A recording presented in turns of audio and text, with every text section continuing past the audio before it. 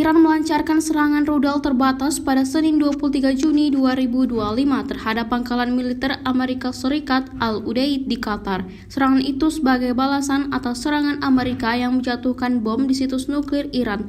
Usai serangan tersebut, Presiden Amerika Serikat Donald Trump mengumumkan gencatan senjata antara Iran dan Israel.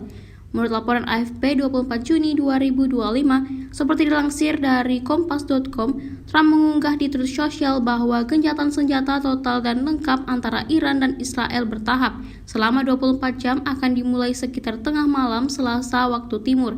Yang melihat Iran dan Israel sudah mengeluarkan stamina, keberanian dan kecerdasan selama perang 12 hari.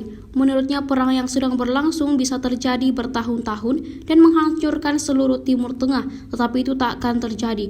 Namun hingga berita ini dimuat, belum ada komentar langsung dari Israel atau Iran terkait pernyataan Trump. Trump juga dikabarkan mengatakan dia akan mendorong Israel untuk melanjutkan upaya perdamaian setelah menolak serangan Iran terhadap pangkalan udara Amerika Serikat.